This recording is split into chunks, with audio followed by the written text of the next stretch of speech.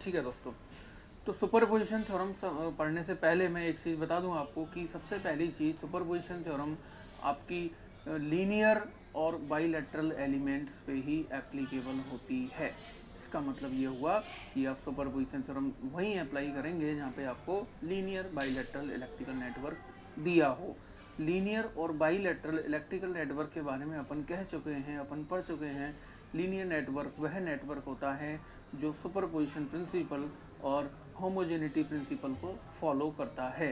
अपन ने देखा था सुपरपोजिशन प्रिंसिपल के अंदर कि यदि कोई भी दो इनपुट हैं, यदि उनका जो आउटपुट मुझे मिल रहा है, यदि मैं दोनों इनपुट को सुपर इम्पोज्ड करके यदि मुझे आउटपुट मिल रहा है, वही आउटपुट यदि मैं दोनों आउटपुट को सुपर इम्पोज्ड करूँ, तो यदि मुझे दोनों वैल्यू सेम प्राप्त हों तो अपन उसको सुपरपोजिशन प्रिंसिपल कह रहे थे। और इस तरह का जो नेटवर्क था वो अपना नेटवर्क अपना लीनियर नेटवर्क वो अपना था जो अपन ने पढ़ा था। ठीक है दोस्तों, तो सुपरपोजिशन थ्योरम क्या कहती है, कैसे सुपरपोजिशन थ्योरम से मैं किसी भी नेटवर्क को सॉल्व कर सकता हूँ, तो आइए समझते हैं इसके बारे में, सुपरपोजिशन थ्योरम के बारे में। तो मैं एक लीनियर और बाइलेटरल इलेक्ट्रिकल नेटवर्क ले रहा हूँ दोस्तों। एक नेटवर्क मैंने लिया है जो कि लीनियर एक नेटवर्क है, चूँकि बाइलेटरल तो होगा ही होगा, कोई भी लीनियर नेटवर्क है वो एक बाइलेटरल नेटवर्क तो होता ही है। तो एक लीनियर नेटवर्क मैंने लिया है और लीनियरिटी मुझे पता है कि यदि मेरा कोई इनपुट है और कोई मुझे उस पर पर्टिकुलर आउटपुट मिल रहा है, यदि मैं सुपर इम्पोज करूँ इनपुट को, तो आउटपुट भी यदि मुझे सुपर इम्पोज होकर मिल रहा है तो वो एक सुपरपोजिशन प्रिंसिपल को फॉलो करेगा। ठीक है, यही होमोजेनिटी प्रिंसिपल अपन ने पढ़ा था दोनों को कंबाइन करके लीनियर नेटवर्क के अंदर। तो यदि एक ये कोई लीनियर नेटवर्क है दोस्तों, और यहाँ मैंने कोई सपोज करो मैंने V1T कोई मैंने यहाँ पे एक इनपुट में इसके दिया हुआ है, एक नेटवर्क है, और यहाँ मैंने कोई V2T मैंने कोई दूसरा इनपुट यहाँ पे दिया हुआ है। मतलब मैं कहूँ कि इस नेटवर्क के अंदर आपके दो एनर्जी सोर्स हो गए, एक V1T हो गया और एक V2T हो गया। ठीक है दोस्तों, तो यदि अपन कोई यहाँ पे एक कोई लोड कनेक्ट है और यदि मुझे लोड में कोई रेस्पॉन्स पता करना है, रेस्पॉन्स का मतलब आपका करंट भी हो सकता है या वोल्टेज भी हो सकता है। सपोज करो मुझे ये करंट लोड करंट ILT मुझे यहाँ पता करना है, मुझे ILT पता करना है। ठीक है, तो मैं सुपरपोजिशन प्रिंसिपल या सुपरपोजिशन थ्योरम से मैं कैसे इसको बता सकता हूँ कि जो लोड करंट है, आपका लोड के अंदर करंट है वो कितना होगा। तो आपने दो यहाँ पे एनर्जी सोर्स लगाए हुए थे, ये जरूरी नहीं है ये वोल्टेज सोर्स हो, करंट सोर्स भी हो सकते हैं दोनों, या एक वोल्टेज एक करंट सोर्स हो सकता है, या ये करंट सोर्स ये वोल्टेज सोर्स हो सकता है, कोई भी, मतलब मोर देन वन। ठीक है दोस्तों, मोर देन वन आपके इंडिपेंडेंट एनर्जी सोर्स यदि सर्किट के अंदर हैं, तो आप किस तरह सुपरपोजिशन थ्योरम को यूज में लेके किसी भी ब्रांच के अंदर रेस्पॉन्स या करंट की वैल्यू आप निकाल सकते हैं। आइए इसके बारे में अपन समझते हैं। ठीक है दोस्तों, तो सुपरपोजिशन प्रिंसिपल कहता है दोस्तों कि यदि मैं इस लीनियर नेटवर्क के अंदर केवल मैं फर्स्ट इनपुट को दूं, यदि मेरा इनपुट क्या हो x1 जो अपन ने पढ़ा था लास्ट क्लास में, यदि x1 इनपुट पे आउटपुट क्या आया था, y1 आया था, वैसे ही यदि मैं कहूँ कि यदि मैं इस इनपुट को यहाँ से हटा दूँ, ये जो सोर्स है इस इनपुट को मैं यहाँ से थोड़ी देर के लिए रिमूव कर दूँ, इसको यदि मैं 0 कर दूँ, तो फर्स्ट जो इनपुट है V1 जो इनपुट है, अकेला V1 जो इनपुट है, तो मैं समझूँ इसको कि यदि मेरा इनपुट केवल V1 है, सपोज करो ये आपका लीनियर नेटवर्क था, ये आपका लीनियर नेटवर्क है, आपने इनपुट दिया हुआ है केवल V1T। ठीक है दोस्तों, ये आपने यहाँ से इसको 0 किया हुआ है, ये आपने 0 किया हुआ है। तो जो आपका जो लोड है उसमें करंट सपोज करो आपको मिला है IL1T, यहाँ पे करंट आपने निकाला है, जो कि किस सोर्स के कारण आया है, केवल इस फर्स्ट सोर्स के कारण इस लोड में करंट आया है IL1T, फर्स्ट सोर्स के कारण।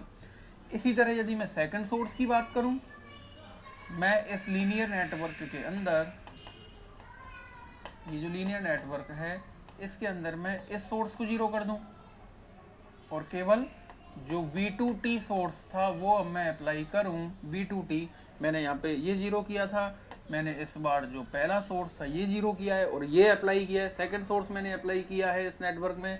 तो मैं क्या देखता हूँ कि यदि आपका जो लोड है यहाँ पे, यदि आपको करंट मिले IL2T करंट आपको प्राप्त हो रहा है, फर्स्ट इनपुट पे first output IL1, second input पे सेकंड आउटपुट IL2 यदि आपको मिल रहा है।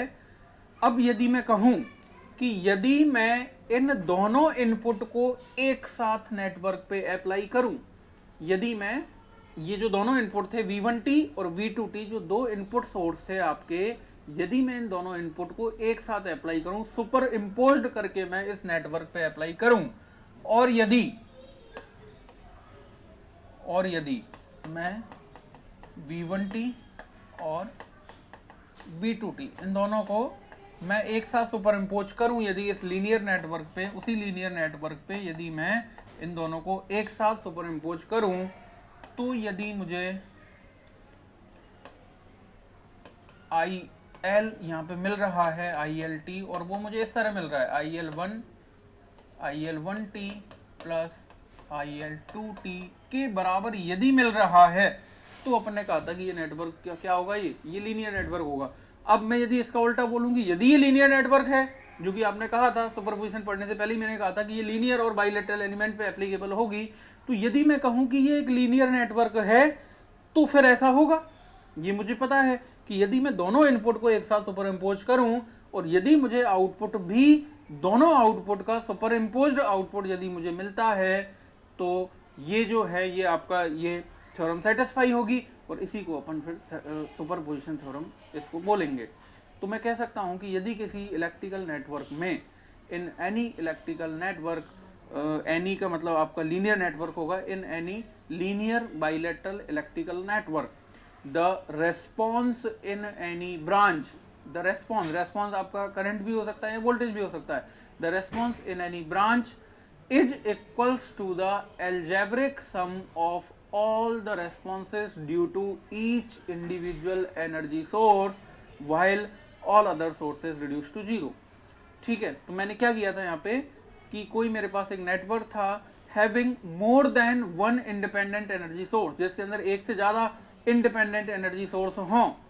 किसी भी नेटवर्क, कोई लीनियर नेटवर्क के अंदर यदि आपके एक से ज़्यादा more than one independent energy source हैं, और आपसे किसी भी ब्रांच के अंदर कोई रेस्पॉन्स पूछे, तो आप कैसे उसको निकालोगे कि the response in any branch is equals to the algebraic sum of all the responses. All the responses किस किस के रेस्पेक्ट में, ईच इंडिविजुअल एनर्जी सोर्स, मतलब मैं एक एक एनर्जी सोर्स का एक एक करके मैं रेस्पॉन्स उस ब्रांच में निकालूंगा, और जो टोटल रिस्पॉन्स आएगा सुपर इम्पोज होके जो आएगा वो एल्जेब्रिक सम के बराबर होगा। प्रत्येक रेस्पॉन्स के एल्जेब्रिक सम के बराबर होता है। लेकिन यह एक चीज़ आपको ध्यान रखना जरूरी है कि जब आप एक एनर्जी सोर्स एक बार में लेते हो, तो बाकी जितने भी एनर्जी सोर्स हैं उनको आप जीरो कर देते हैं। जीरो कैसे करें, यदि मुझे कोई करंट सोर्स दिया है तो करंट सोर्स जीरो कैसे होता है, करंट सोर्स कब आई की वैल्यू जीरो कब होगी, जब वो ओपन सर्किट हो। तो करंट सोर्स यदि मुझे जीरो करना है तो वो ओपन सर्किट होकर जीरो होता है।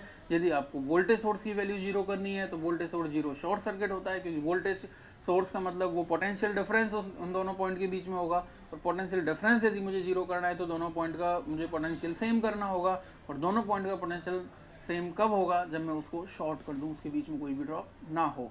तो ये मुझे यहाँ पे ध्यान रखना है कि आपको यदि करंट सोर्स जीरो करना है तो आपको ओपन सर्किट उसको करना होगा। यदि आपको वोल्टेज सोर्स को यदि जीरो करना है तो वोल्टेज सोर्स जीरो होगा शॉर्ट सर्किट होके। ठीक है दोस्तों, तो यहाँ मैंने देखा सुपरपोजिशन थ्योरम के अंदर, मैं एक बार फिर से रिपीट करूँ इसको, यदि आपके पास कोई दो एनर्जी सोर्स दे रखे थे, ये मोर देन वन कितने भी हो सकते हैं, 3 4 5 कितने भी एनर्जी सोर्स हो सकते थे, तो जो रेस्पॉन्स होगा किसी ब्रांच में या लोड के अंदर जो रेस्पॉन्स होगा वह रेस्पॉन्स एल्जेब्रिक सम के बराबर होगा।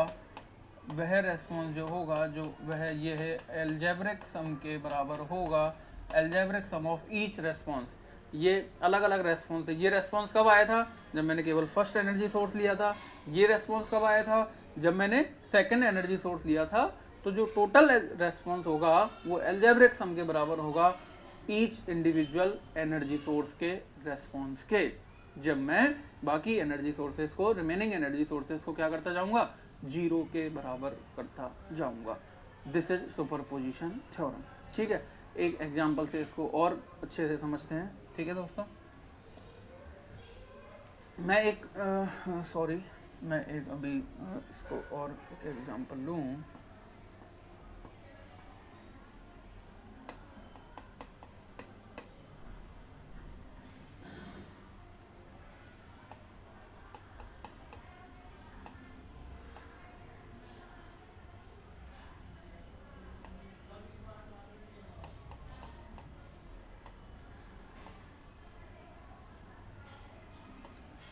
करो, ये कोई 4 ओम का कोई आपका रजिस्टर है, इसके अंदर आपको करंट पूछा गया है, ये कोई 10 एम्पियर का करंट सोर्स है, और ये 2 ओम, जैसे 6 ओम, ठीक है, और ये वोल्टेज मैं मान लेता हूँ 20 वोल्ट। ठीक है दोस्तों, एक मैंने एक छोटा सा नेटवर्क लिया है जिसके अंदर 2 इंडिपेंडेंट एनर्जी सोर्स मौजूद हैं, एक 20 वोल्ट का वोल्टेज सोर्स है इंडिपेंडेंट, और एक 10 एम्पियर का current source independent energy source present है। ठीक है, तो मोर देन 1 हो गई, क्योंकि 1 यदि होगा तो मुझे सुपरपोजिशन की जरूरत ही नहीं पड़ेगी, एक सोर्स है तो मैं एक रेस्पॉन्स निकाल लूँगा आसानी से, वही आपका रिजल्ट होगा। तो सुपरपोजिशन तभी मुझे लगानी होगी जब मेरे पास more than 1 independent energy source network के अंदर दिए हों। ठीक है दोस्तों, तो मुझे करंट आई पूछा है, मुझे ये जो ब्रांच है इसके अंदर करंट आई पूछा है, तो मुझे पता है कि ये जो टोटल आई जो आएगा इन दोनों सोर्स के कारण, जो टोटल आई आएगा इस आई के अंदर इन दोनों सोर्स की वजह से करंट होगा। यदि मैं कहूँ इस 4 ओम के अंदर करंट जो फ्लो होगा वो इन दोनों सोर्स के कारण करंट फ्लो होगा या नहीं होगा, होगा। तो मुझे बस करना क्या है, इन दोनों सोर्सेस का अलग अलग कंट्रीब्यूशन मुझे निकालना है एक एक करके।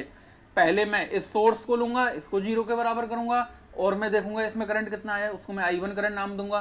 फिर मैं फर्स्ट इसको 0 करूंगा, सेकंड एनर्जी सोर्स के कारण इस 4 ओम के अंदर करंट निकालूंगा, इसका रेस्पॉन्स लूंगा, तो इस करंट को मैं I2 नाम दूंगा, और मैं सुपरपोजिशन प्रिंसिपल से फिर इन दोनों जो अलग अलग रेस्पॉन्स आए हैं I1 और I2 इनके अलजेब्रिक सम के बराबर होगा। ये मुझे यहाँ पे करना है दोस्तों। ठीक है, तो सबसे पहले फर्स्ट स्टेप मैं यदि इसकी करूँ, स्टेप फर्स्ट की यदि मैं बात करूँ, तो मैं दोस्तों इसको कंसीडर्ड कर रहा हूँ। ठीक है, पहले मैं किसको ले रहा हूँ, कंसीडर्ड 20 वोल्ट वोल्टेज सोर्स, और मैं 10 एम्पियर का जो करंट सोर्स है इसको क्या कर रहा हूँ, ओपन सर्किट।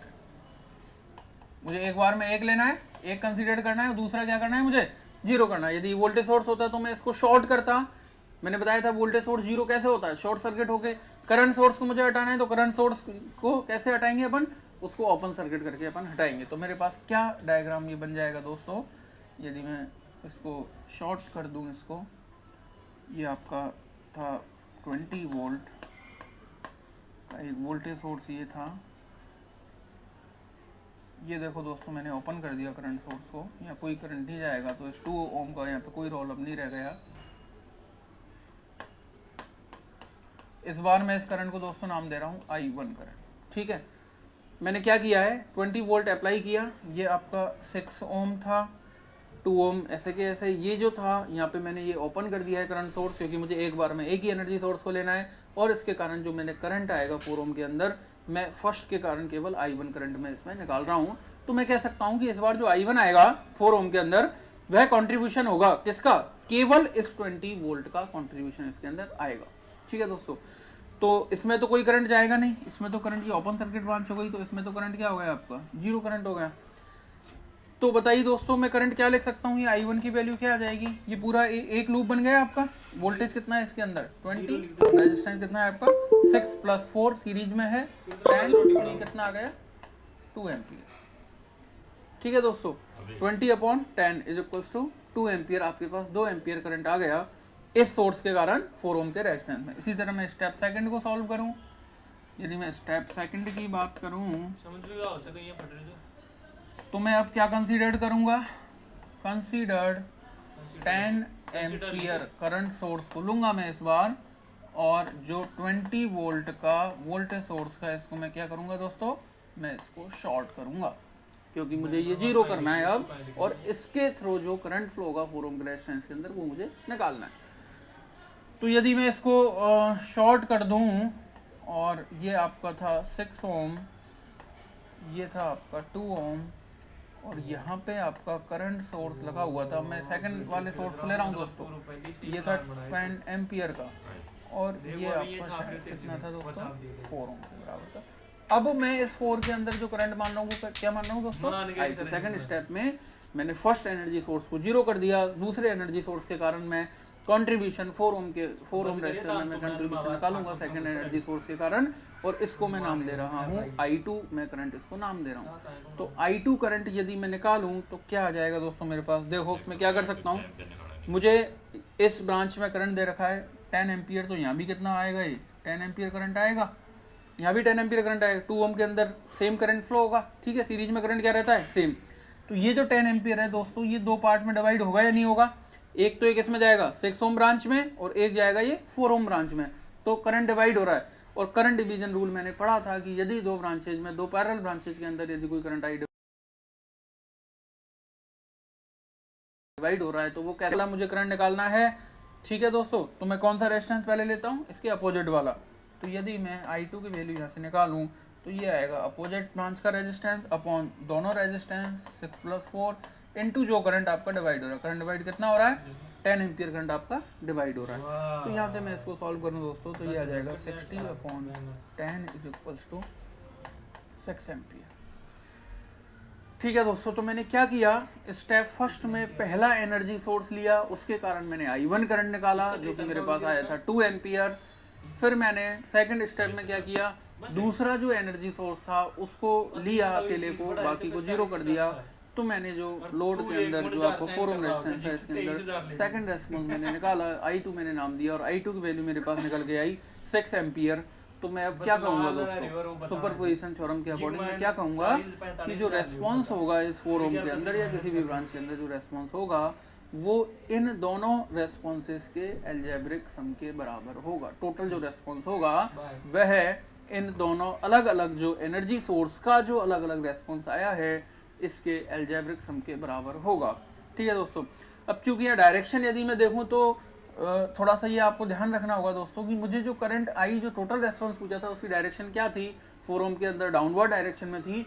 तो ये मुझे ध्यान रखना होगा कि जो आपके I1 और I2 जो आए हैं अलग अलग स्टेप में, उनमें भी करंट की डायरेक्शन वही रहनी चाहिए। तो देखो जो I पूछा था उसी डाउनवर्ड डायरेक्शन में आपका I1 आया था, उसी डाउनवर्ड डायरेक्शन में आपका I2 आया था। तो मैं दोनों को अब आसानी से ऐड कर सकता हूँ।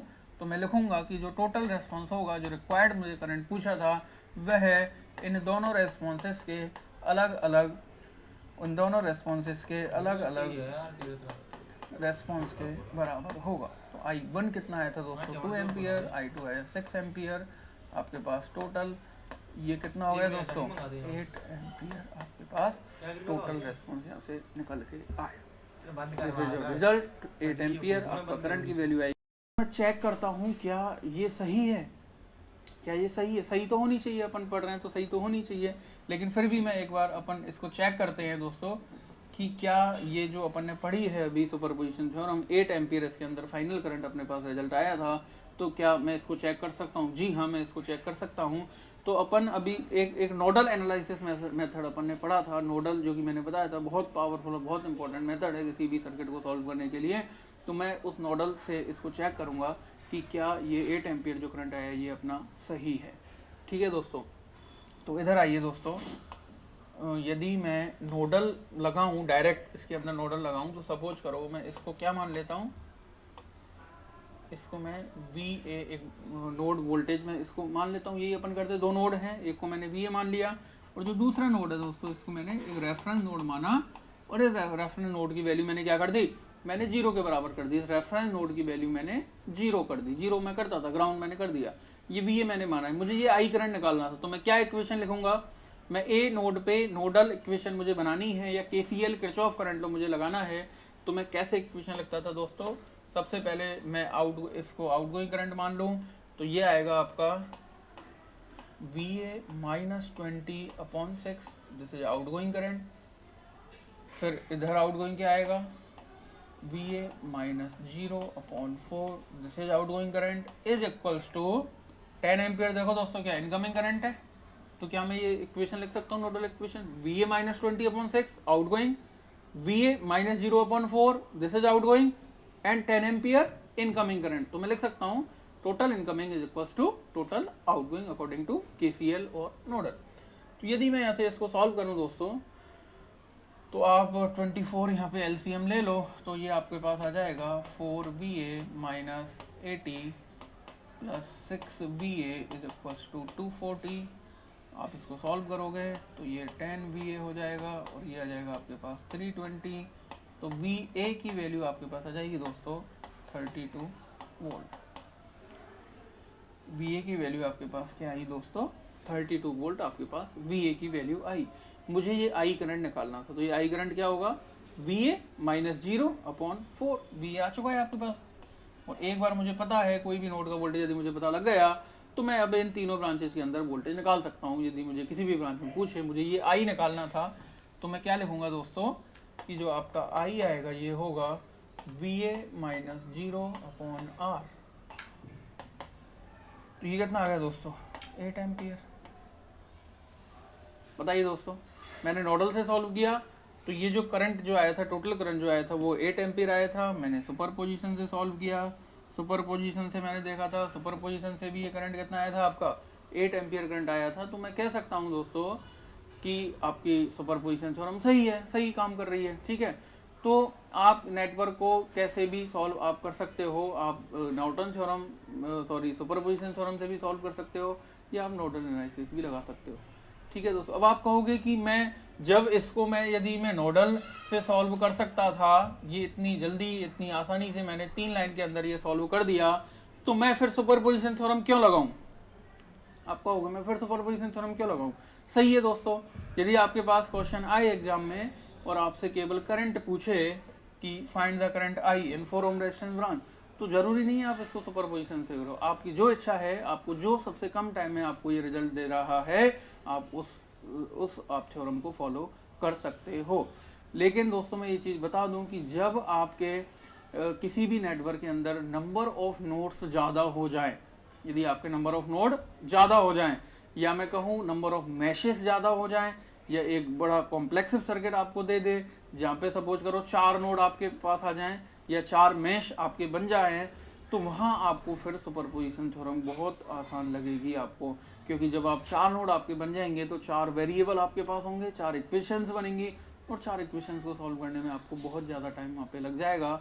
तो वहाँ यदि मैं सुपरपोजिशन थ्योरम अप्लाई करूँ तो मैं एक एक करके, मुझे एक बार में तो एक ही एनर्जी सोर्स देना है, तो 4 स्टेप में चारों करंट आके और लास्ट में उनका अलजेब्रिक सम में कर दूंगा।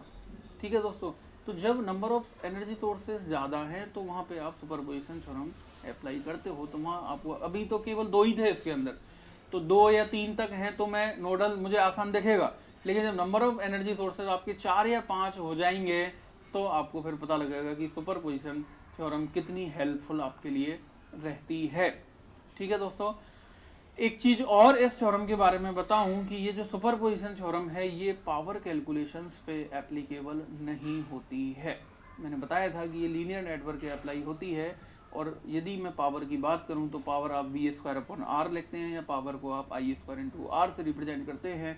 तो मैं देख रहा हूँ कि जो पावर है वो करंट या वोल्टेज का लीनियर फंक्शन नहीं है, वो स्क्वायर आ रहा है। और स्क्वायर का मैंने बताया था स्क्वायर फंक्शन क्या है, नॉन लीनियर फंक्शन होता है। तो वहाँ स्क्वायर आने के कारण, वो नॉन लीनियरिटी के कारण आपकी पावर कैलकुलेशंस के लिए सुपरपोजिशन थ्योरम एप्लीकेबल नहीं होती है। मैं इसको चेक करूँ यदि दोस्तों कि सुपरपोजिशन थ्योरम जो है वो पावर के लिए एप्लीकेबल होती है नहीं होती है, ये जो अपने अभी एग्जांपल किया इसी में मैं इसको चेक करता हूँ। ठीक है दोस्तों, समझना ध्यान से, पावर पे ये एप्लीकेबल है या नहीं। ठीक है दोस्तों, तो मेरे पास जो फाइनल करंट आया था दोस्तों, आई जो करंट आया था ये 8 एम्पियर मेरे पास आया था। तो मैं यदि कहूँ कि जो लोड पावर मेरे पास आई वो आएगी I²/R, I²/R। आई की वैल्यू कितनी आई है अपने पास 8, इसका स्क्वायर इंटू R कितना है 4। तो 8² × 4 यदि मैं करूँ, इसको यदि मैं सॉल्व करूँ दोस्तों 256, इसका मतलब हुआ कि जो आपका टोटल करंट था 8, उसके कारण जो आपकी जो टोटल पावर कंज्यूम करेगा ये लोड, जो पावर आपकी आएगी 256 वाट पावर ये कंज्यूम करेगा, 250 वाट पावर आपकी टोटल आएगी। लेकिन यदि जो 2 स्टेप में मैंने इसको सॉल्व किया था, ठीक है दोस्तों, ये था आपका, देखो स्टेप फर्स्ट ये था, और स्टेप फर्स्ट के अंदर आपका जो करंट आया था दोस्तों वो 2 एम्पियर करंट आया था। तो यदि मैं PL1 की बात करूं, जब मैंने केवल फर्स्ट इनपुट दिया हुआ है उसके कारण जो पावर कंजप्शन जो है 4 ओम के अंदर वो कितना है, PL1 की बात करूं तो मैं क्या लिखूंगा दोस्तों, I1² × R, और I1 की वैल्यू 2 है, 2 का स्क्वायर 4 × 4, ये कितना आई आपकी 16 वाट। 1 वाले सोर्स के कारण जो पावर कंज्यूम्ड हो रही है वो कितनी हो रही है, 16 वाट पावर कंज्यूम हो रही है। और इसी तरह यदि मैं सेकंड वाले एनर्जी सोर्स के कारण देखूं, यहाँ आपका करंट था 6 एम्पियर आया था, ये I2 करंट, तो आप PL2 जब सेकंड सोर्स अप्लाई कर रहे हो तो जो PL2 पावर कंजप्शन होगा 4 ओम के रेजिस्टेंस के अंदर वो आएगा I2 square into R। I2 की वैल्यू आपकी 6 है, 6 का स्क्वायर इंटू 4, ये आप करोगे तो ये आएगा 36 मल्टीप्लाई बाय 4, ये आपको मिलेगा 144 वाट। ठीक है दोस्तों, तो अब चेक करो दोस्तों कि जो आपकी अलग अलग पावर आई है, फर्स्ट सोर्स के कारण पावर कंजप्शन 16 वाट था और सेकंड सोर्स के कारण पावर कंजप्शन 144 वाट आपका आया है। तो यदि मैं इन दोनों को सुपर इम्पोज्ड आउटपुट यदि मैं निकालूं, दोनों पावर को यदि मैं सुपर इम्पोज्ड करूं, तो PL1 और PL2 की वैल्यू मेरे पास क्या आएगी दोस्तों, 16 प्लस 144, जो कि मेरे पास रिजल्ट आएगा 160 वाट। जो दोनों जो पावर आई दोस्तों मेरे पास PL1 और PL2 ऐड करने पे दोनों सोर्स के कारण जो पावर कंजप्शन हुआ 4 ओम के रेजिस्टेंस में, अलग अलग यदि मैं पावर कंजप्शन निकालूं दोनों का, तो 16 और 144 160 वाट पावर कंजप्शन हुआ। लेकिन यदि मैं इन दोनों सोर्स को एक साथ अप्लाई कर रहा हूँ, दोनों सोर्सेस को मैं एक साथ अप्लाई कर रहा हूँ, तो टोटल करंट आपका 8 एम्पियर आया था, 8 एम्पियर आया था और पावर कंजप्शन आपका हुआ था 256 वाट। तो क्या ये दोनों बराबर पावर हैं? ये तो 250 वाट था, 256 था और ये था आपका 160, तो दोनों पावर बराबर नहीं हैं, दोनों पावर आपकी बराबर नहीं आई है। तो मैं कह सकता हूँ दोस्तों कि सुपरपोजिशन थ्योरम आपकी पावर कैलकुलेशंस पे एप्लीकेबल नहीं होगी। हाँ, करंट और वोल्टेज पे ये एप्लीकेबल होगी। यदि मैं रेस्पॉन्स करंट की बात कर रहा हूँ तो करंट पे मैंने देखा था 2 एम्पियर और 6 एम्पियर आया था, टोटल करंट आपका 8 के बराबर आया था, जो कि मैंने नोडल से भी चेक कर लिया था। तो मैं कह सकता हूँ दोस्तों कि करंट हो या वोल्टेज हो, जो कि लीनियर एलिमेंट्स हैं, लीनियर फंक्शंस होते हैं, इन पर तो आपकी सुपरपोजिशन थ्योरम एप्लीकेबल होगी।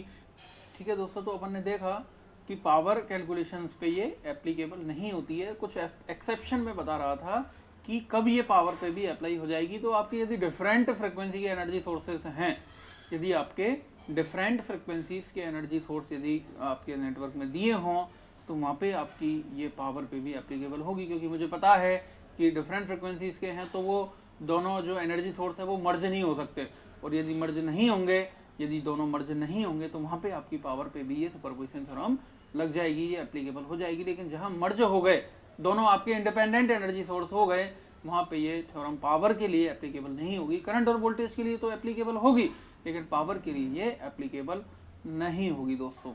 ठीक है, आगे बढ़ते हैं दोस्तों। एक और मैं एक एग्जांपल लेता हूँ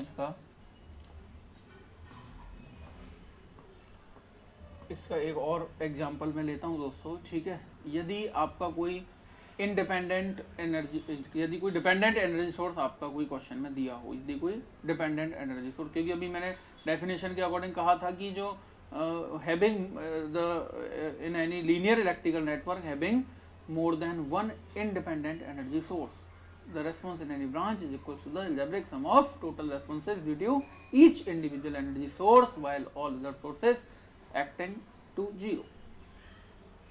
तो मैं यदि दोस्तों यदि कोई एक एग्जांपल लेके चलूँ,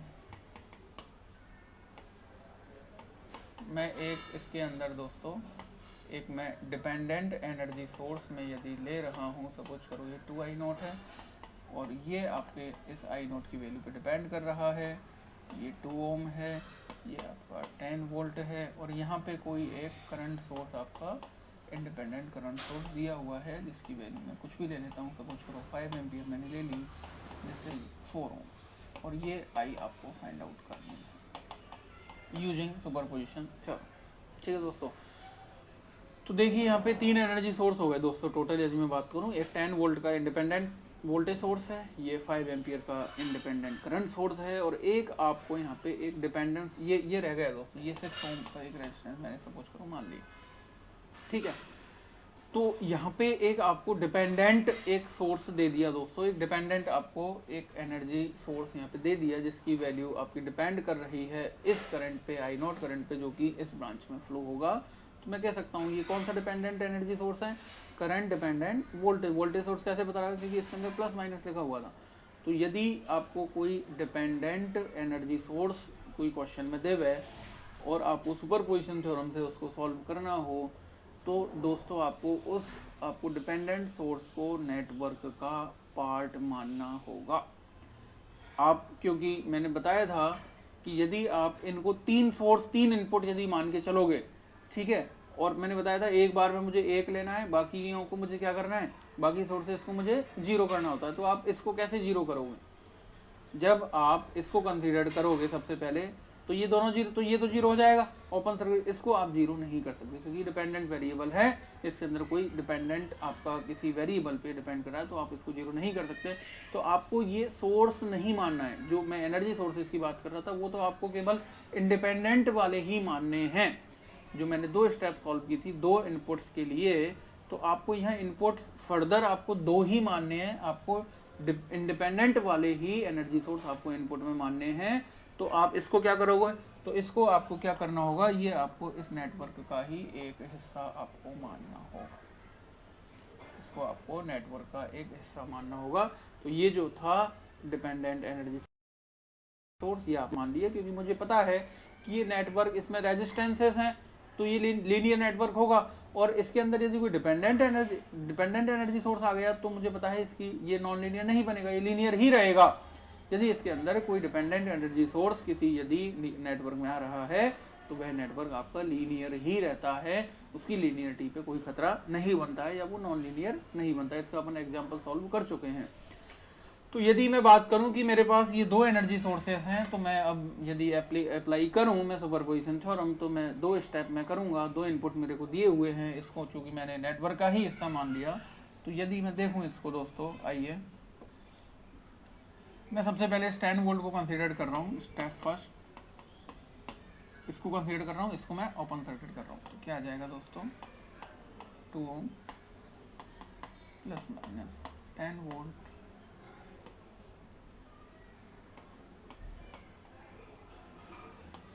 ये था आपका 6 ohm plus minus 2 I not, और ये करंट भी कितना है दोस्तों, आई नॉट करंट। ठीक है दोस्तों, ये आपका था 4 ओम, और ये मुझे 0 करना है। 0 कैसे होगा, इसको ओपन कर दो।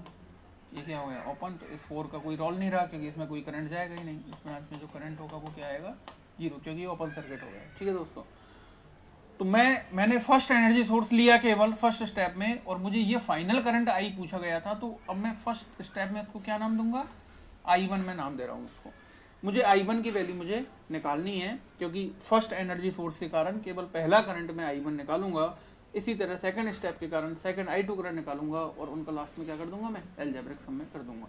तो यदि मुझे I1 निकालना है तो दोस्तों मैं इसमें किरचॉफ वोल्टेज लॉ यदि अप्लाई करूँगी, इसके अंदर मैं किरचॉफ वोल्टेज लॉ अप्लाई करूँ, चूँकि ये करंट I1 है, उधर कोई करंट जाएगा नहीं क्योंकि वो ओपन सर्किटेड है। तो मैं क्या लिखूँगा, -10 प्लस 2I1 प्लस 2I0।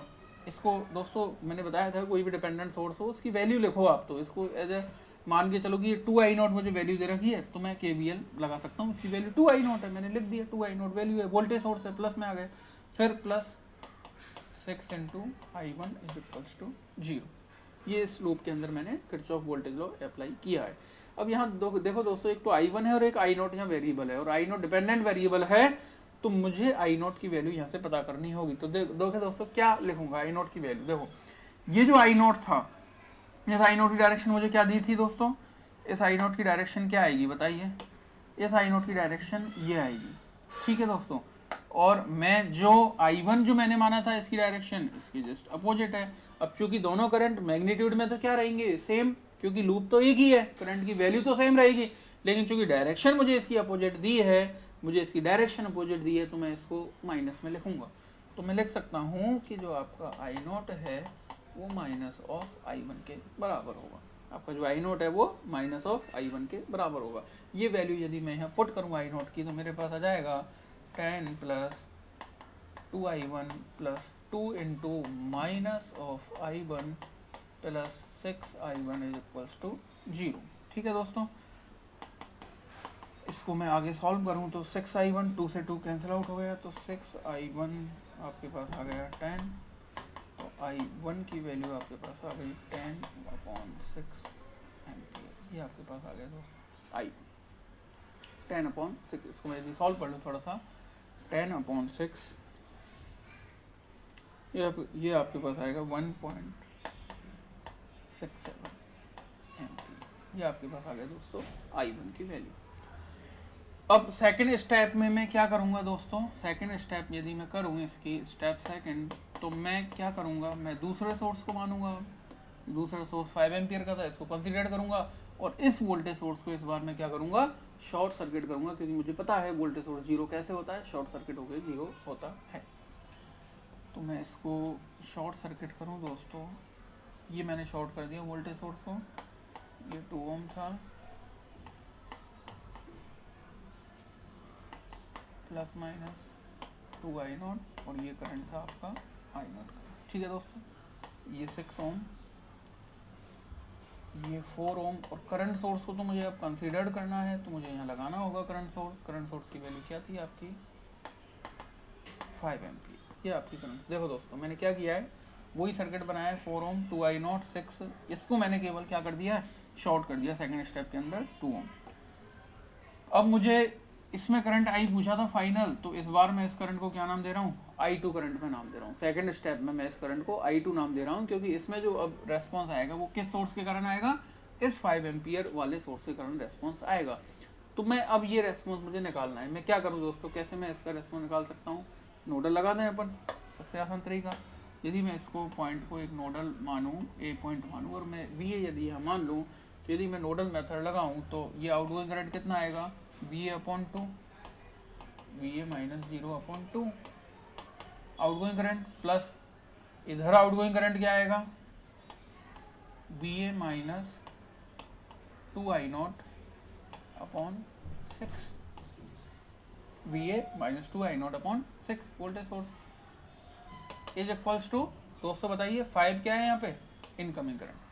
इस नोड पे 5 तो इनकमिंग करंट था और ये दोनों मैंने क्या माने, ये आउटगोइंग करंट मैंने कंसीडर किए, तो total outgoing is equals to total incoming. तो यहाँ से मुझे I0 और मुझे निकालना होगा। तो I0 की यदि मैं बात करूँ दोस्तों, तो I0 की वैल्यू किसके इक्वल होगी बताइए, I0 आपका बराबर होगा VA/2 के, क्योंकि VA माइनस 0/2 करूँगा तो वो ये करंट ही तो आएगा I0। तो ये I0 की वैल्यू मैं यदि यहाँ पुट करूँ तो ये आएगा आपके पास VA/2 plus VA/6 minus 2/6 I0, और I0 की वैल्यू आपकी है VA/2 इज इक्वल्स टू 5।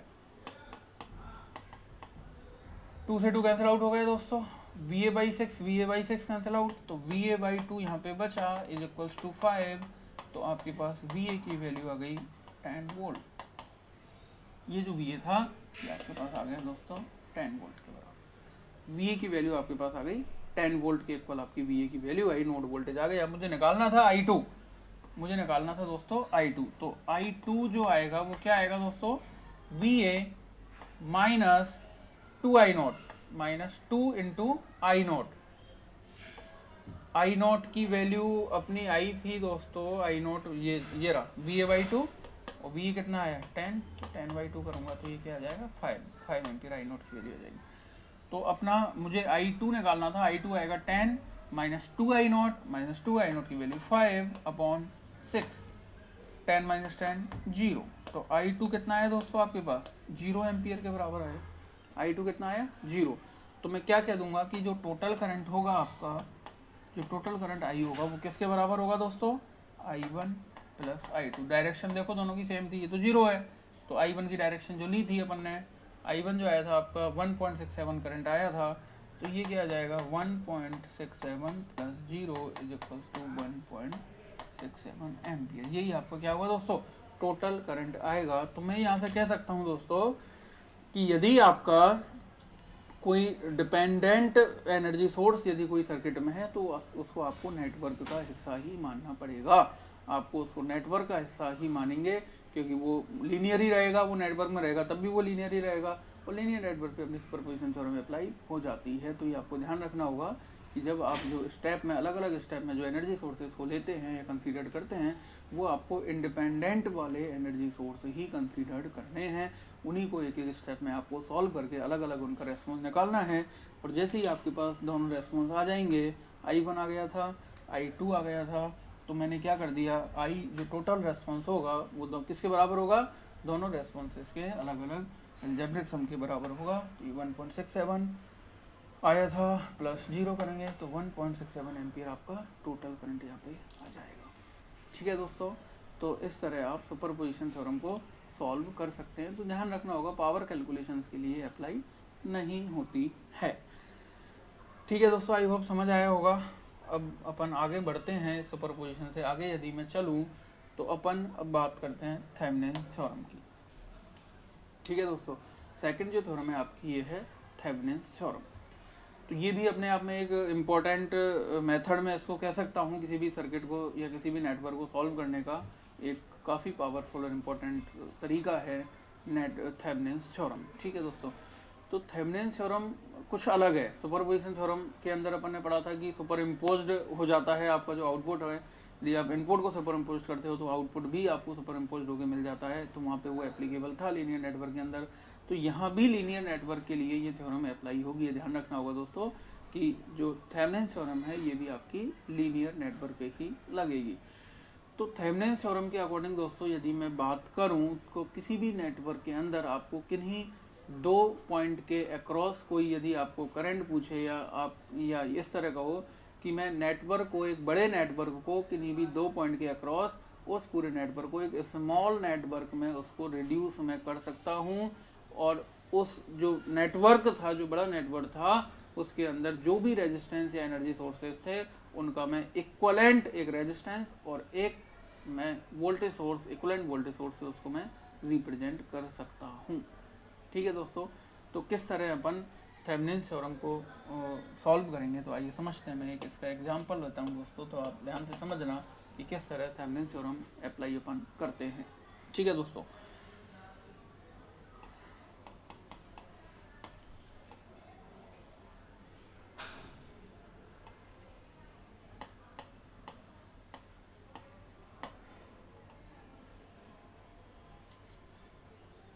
ये आपको एक दिया है दोस्तों, ये 10 वोल्ट 5 एम्पियर 2 ओम 4 ओम 10 ओम। आपको दोस्तों ये करंट आई पूछा है, ये आई करंट निकालना है, ये कितना होगा। यूजिंग थेवेनिन थ्योरम आपको आई करंट ये निकालना है, ये कितना होगा। ठीक है दोस्तों, तो मुझे आई करंट निकालना है। तो ये जो टर्मिनल थे दोनों ए और बी, जो आपका आप इसको लोड कह सकते हो, ठीक है, या आप इसको RL के नाम से आप बोल सकते हो कि ये लोड रेजिस्टेंस मुझे कितना दिया है 10 ओम, जिसके अंदर मुझे क्या निकालना था, करंट आई की वैल्यू मुझे निकालनी थी। तो मैं क्या करूँगा दोस्तों कि इन दोनों पॉइंट, ये जो दो पॉइंट थे, इन दोनों पॉइंट के अक्रॉस आपका क्या सर्किट आएगा, थोड़ा देखना दोस्तों, थोड़ा समझना ध्यान से।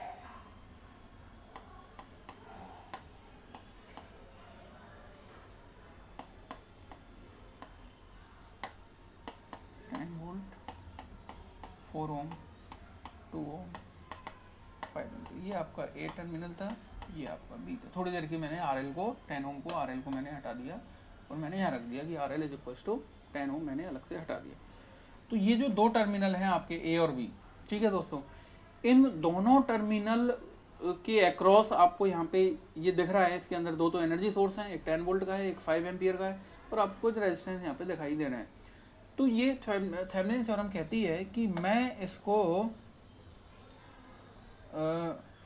थेवेनिन थ्योरम कहती है कि ये जो आपका नेटवर्क है, ये जो आपका नेटवर्क है दोनों पॉइंट के अक्रॉस, इस पूरे नेटवर्क को मैं एक इक्विवेलेंट करके लिख सकता हूँ, जिसके अंदर जो इक्विवेलेंट आप करोगे उसके अंदर केवल ये दो चीज़ें आएंगी, ये ए और बी वही पॉइंट थे जो मैंने दिखा रखे हैं, और यहाँ जो भी आपका नेटवर्क है उसको आप इक्विवेलेंट एक वोल्टेज सोर्स के द्वारा रिप्रेजेंट कर सकते हो, और एक इक्विवेलेंट आप आर इक्विवेलेंट जो भी रेजिस्टेंस इसके अंदर है उसके द्वारा आप रिप्रेजेंट कर सकते हो।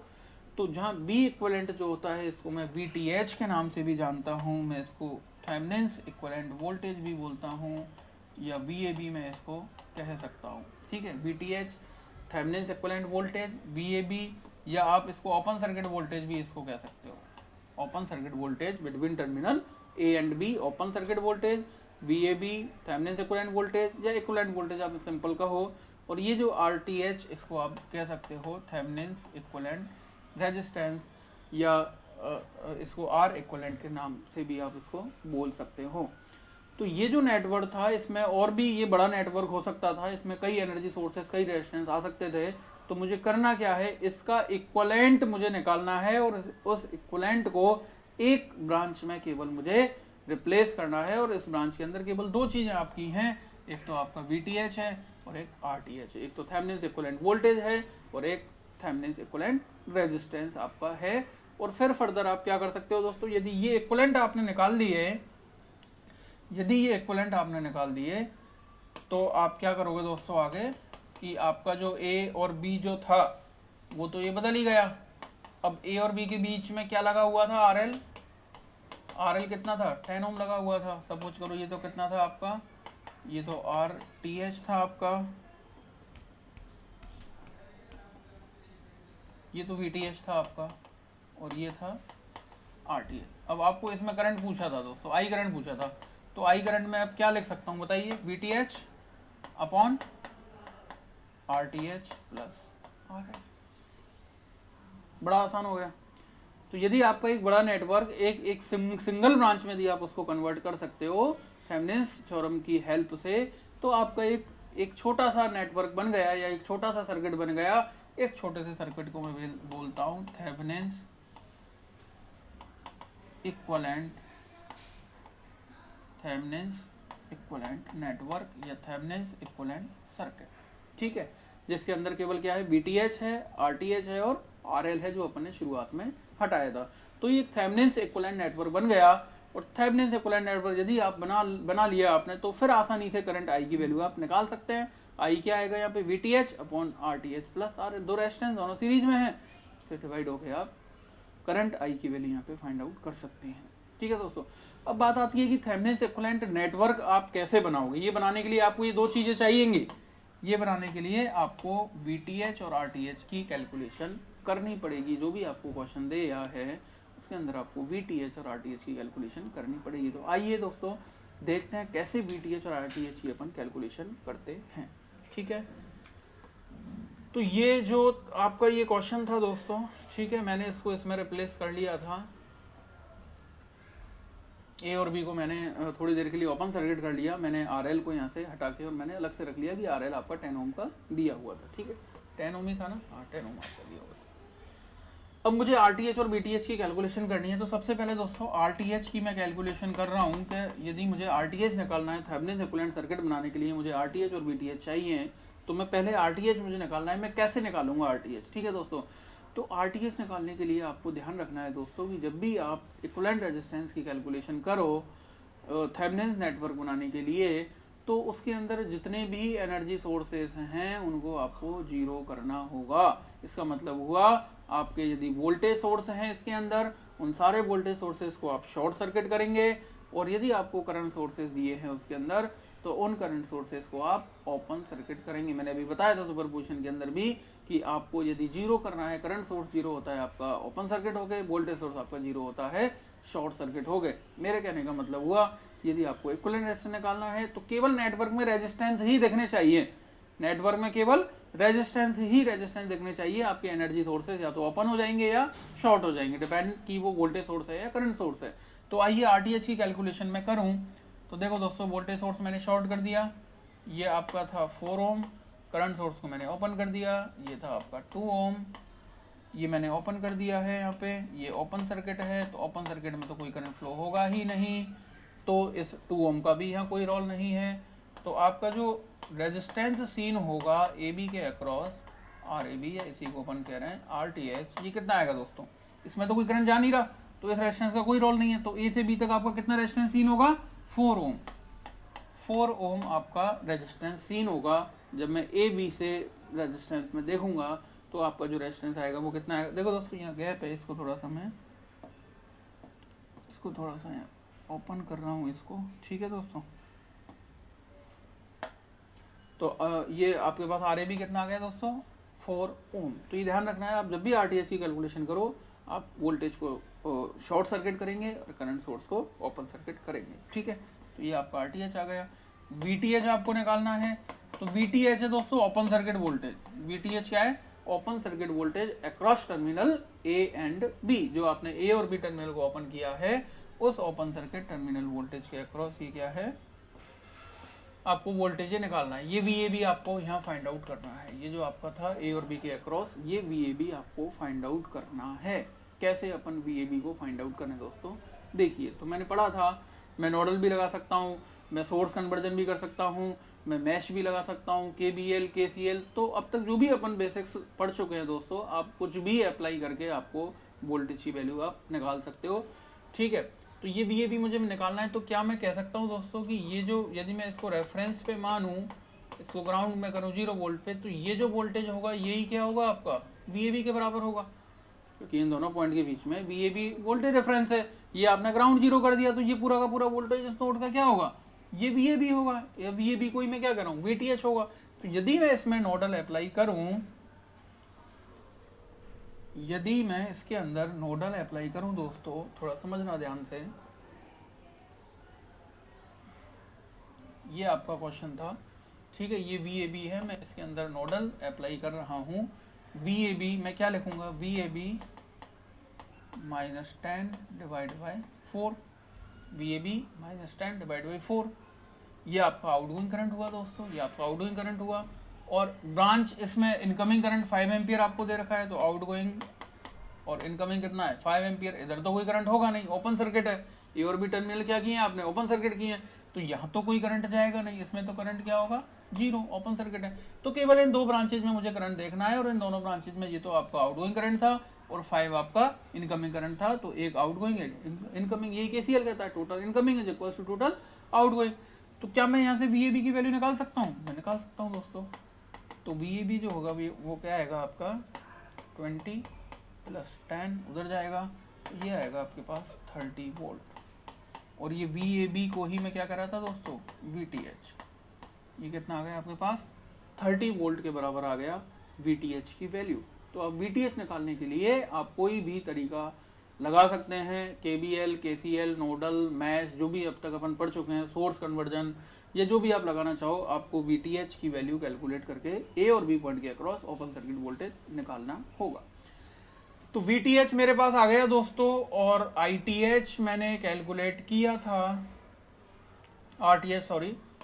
RTH मैंने कैलकुलेट किया था 4 ओम, VTH 30 ओम। तो मैं क्या करूँगा, मैं इक्विवेलेंट सर्किट बना सकता हूँ, अब थेवेनिन इक्विवेलेंट सर्किट में बना सकता हूँ।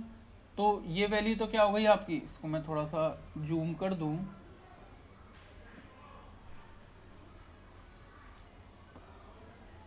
देखिए दोस्तों, ये तो आ गया आपके पास कितना 30,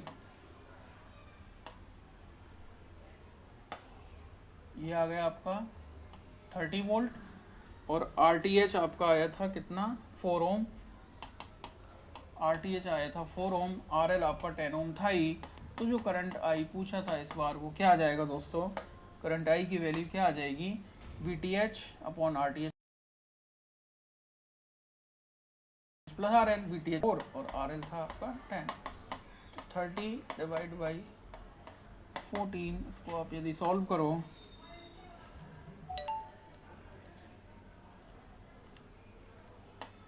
2.14 एम्पियर, ये आपका करंट आएगा दोस्तों। थेवेनिन थ्योरम के द्वारा मैंने ये करंट की वैल्यू कैलकुलेट की है। तो जो करंट की वैल्यू आएगी आपके पास कितनी आएगी दोस्तों, 2.14 एम्पियर करंट की वैल्यू आएगी। मैं एक बार फिर से इसको रिपीट करूँ पूरा प्रोसीजर को, अपन ने क्या इसमें किया था। तो सबसे पहले चीज़ मैं बता दूं दोस्तों, जब भी अपन थेवेनिन थ्योरम में अप्लाई करते हैं, वो लीनियर नेटवर्क पे एप्लीकेबल होती है। तो लीनियर नेटवर्क के केस में यदि मैं बात करूँ कि आपको किन्हीं भी दोनों टर्मिनल के अक्रॉस कोई करंट आई पूछे, कोई एलिमेंट या कोई लोड लगा हुआ है, उसमें आपको करंट आई फाइंड आउट करना है, तो आपको करना क्या है, सबसे पहले उसको उन दोनों पॉइंट्स को आपको ओपन सर्किट करना है।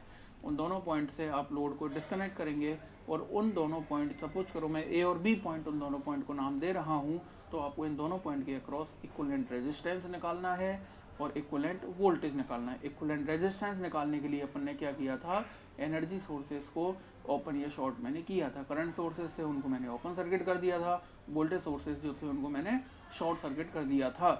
तो इस तरह मैंने RTH की वैल्यू कैलकुलेट की, और VTH की वैल्यू मैंने उस दोनों पॉइंट के अक्रॉस मैंने VTH इक्विवेलेंट वोल्टेज मैंने निकाला। उसको निकालने के लिए आप जो भी आप KBL KCL जो भी मेथड आप सॉल्व करते हो, वो निकाल के आप VTH की वैल्यू वहाँ से आप निकाल सकते हो। एक बार यदि आपके पास VTH और RTH आ गए, उसके बाद आप थेवेनिन्स इक्विवेलेंट सर्किट आप बनाएंगे। और थेवेनिन्स इक्विवेलेंट सर्किट आपको पता है, ये आपका थेवेनिन्स इक्विवेलेंट सर्किट होता है जिसके अंदर VTH और RTH सीरीज में होते हैं और इनके अक्रॉस जो दोनों टर्मिनल थे A और B, इनके बीच में जो लोड रेजिस्टेंस लगा हुआ था वो यहाँ पे RL आपका लोड रेजिस्टेंस है। तो एक छोटा सा एक नेटवर्क बन गया, इसके अंदर आप करंट I आसानी से फाइंड आउट कर सकते हैं, VTH upon RL plus RTH। ठीक है दोस्तों, तो यदि मैं बात करूं इसको एक बार चेक करने की, तो आइए इसको अपन चेक करके भी देख लेते हैं क्या ये वैल्यू सही आई है। एक बार तो पोजीशन भी अपन ने चेक की थी, तो हमने इसको भी चेक कर सकते हैं। आइए देखते हैं कि क्या ये सही है, जो मैंने अभी जो पढ़ा था क्या ये वैल्यू सही आई। तो मैं डायरेक्ट यदि यहाँ पे नोडल अप्लाई करूँ दोस्तों, तो इधर समझना थोड़ा सा, मैं यदि डायरेक्ट यहाँ पे नोडल एनालिसिस लगाऊँ, ठीक है, डायरेक्ट मैं लगा रहा हूँ और मैं चेक करूँगा कि ये आई की वैल्यू क्या आती है। ठीक है, तो मैं VA क्या लिखूँगा दोस्तों, VA minus 10 divide by 4 outgoing current, इसको आउटगोइंग लिया, ये आपका इधर आउटगोइंग क्या होगा VA बाई 10, ये आपका इधर का आउटगोइंग हुआ और इनकमिंग था आपका 5 एम्पियर आपका इनकमिंग था। ठीक है दोस्तों, तो यदि मैं इसका 20 से यदि पूरी इक्वेशंस को मल्टीप्लाई कर दूं मैं 20 से, तो ये आएगा आपका 5VA minus 50 plus 2VA is equals to 100। ठीक है दोस्तों, तो आपके पास 5 और 2 7VA की इक्वल हुआ आपका 150 के, और VA की वैल्यू आई 150 अपॉन 7 वोल्ट। 150 अपॉन 7 को यदि मैं सॉल्व करूँ तो ये आएगी दोस्तों 21.42 वोल्ट। मुझे निकालना था दोस्तों करंट आई, मुझे ये आई करंट निकालना था, मैं नोडल से निकालना चाह रहा था। VA की वैल्यू मेरे पास आ गई, तो आई क्या होगा VA माइनस 0/10, VA माइनस 0/10, तो आपका आई क्या जाएगा VA माइनस 0/10, VA की वैल्यू 21.42 माइनस 0 डिवाइड बाई 10, ये आप करोगे तो 2.142 एम्पियर आपकी वैल्यू आई। तो क्या यही वैल्यू नॉर्टन से थेवेनिन से आई थी दोस्तों, चेक करो, 2.14 वैल्यू आपकी थेवेनिन से आई थी, 2.14 आपकी नोडल से आई है। तो मैं कह सकता हूँ कि ये थ्योरम भी आपकी सही है, मैंने चेक कर लिया, सही तो होनी थी। ठीक है, तो ये आपको ध्यान रखना होगा। यहाँ भी आप देख रहे हो कि ये नोडल से बहुत जल्दी सॉल्व हो गई, मैं क्यों थेवेनिन लगाऊं, तो जरूरी नहीं है। आपको यदि क्वेश्चन दिया है आप उसको मुझे, लेकिन थेवेनिन थ्योरम मुझे समझनी है, तो समझने के लिए मैं देख रहा हूँ मुझे कौन कौन सी स्टेप सॉल्व करनी होंगी।